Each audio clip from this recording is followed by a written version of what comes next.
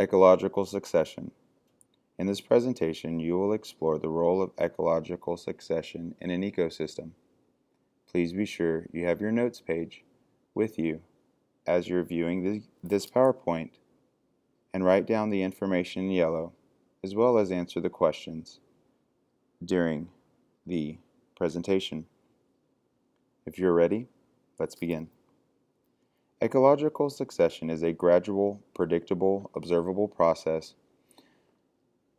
that changes an ecosystem over time.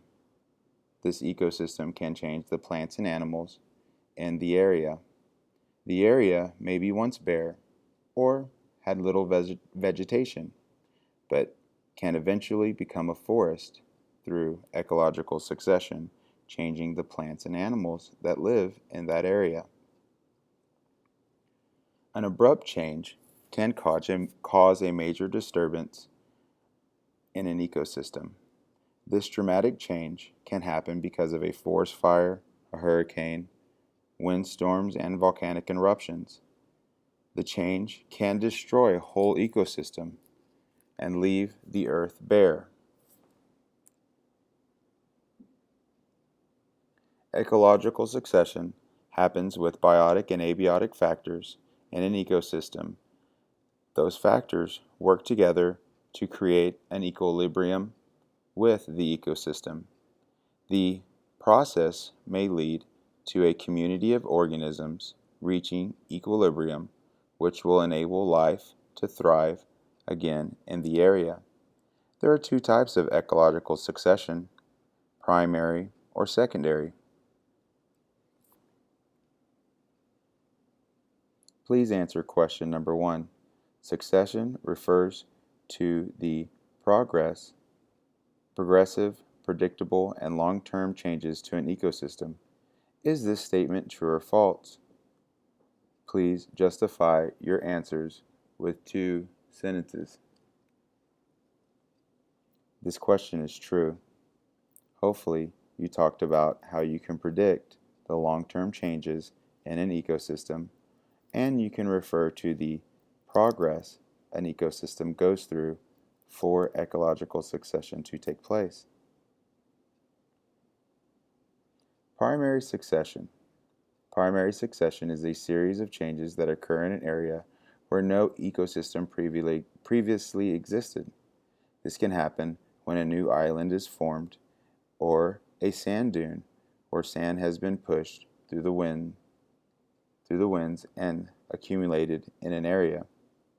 Primary succession will first see pioneer species. This is a type of plant that can handle hostile conditions. It makes its own food when they first arrive. Lichen and moss are often the pioneer species that help create the first soils for plants to live in. They produce acids that help break apart rock and the surface into smaller pieces and eventually become soil. The stages of succession happen over time as the soil gets deeper. Nutrients is added as dying and decay organisms recycle through the soil, and the soil improves. This will allow grasses to grow, as well as weeds and other small shrubs. Next, trees will start growing, and then larger trees will finally be the last stage of succession. Succession is a condition where the habitat does change.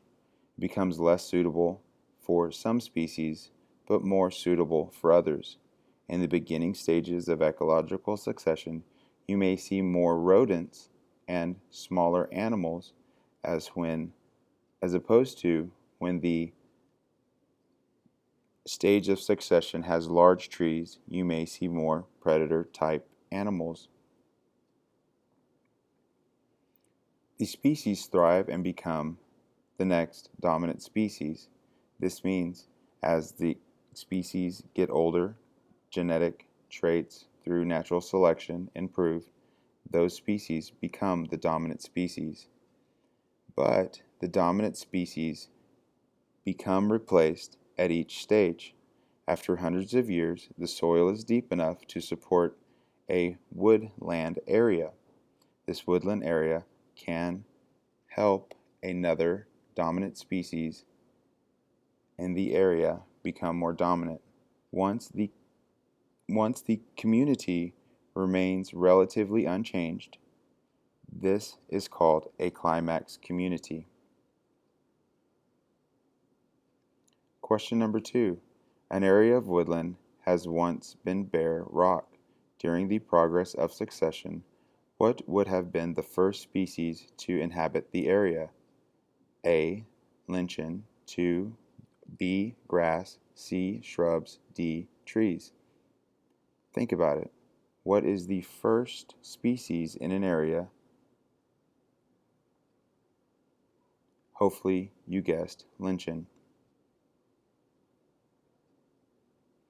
Secondary succession is caused by a major disturbance in an ecosystem. This disturbance will cause a new community to change. This new community may have reached its climax community before, but in time it will reach the climax community once more. In an event like a fire may seem to destroy an ecosystem, but dead organic matter and any surviving organisms could be the beginning of the new community.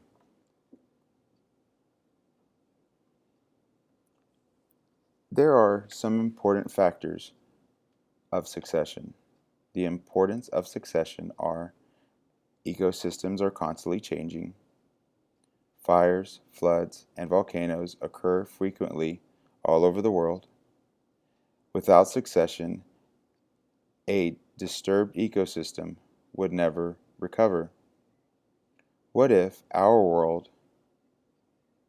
our world be like if an ecosystem never recovered? Do you think it would cause problems for the people living in that area? Do you think it would cause problems for the plants and animals in the area?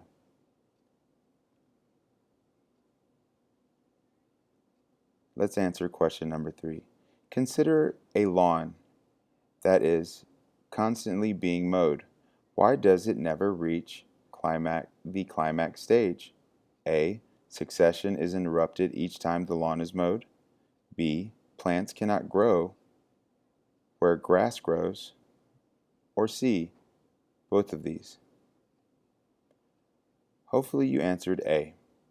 A happens because every time the lawn is mowed, it gets right back to the beginning stage of ecological succession and can never reach the climax community stage because no other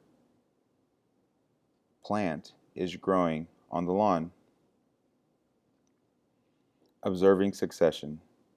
Succession is not limited to large areas, but it occurs all around us.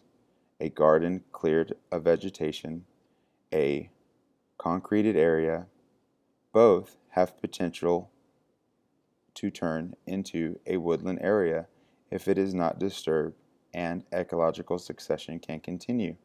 You could see this for yourself by observing a cleared area of a garden. Over time, you will see plants growing, as in small grass, then other observable plants can increase over time. Question number 4. What type of succession does the investigation represent? Primary succession.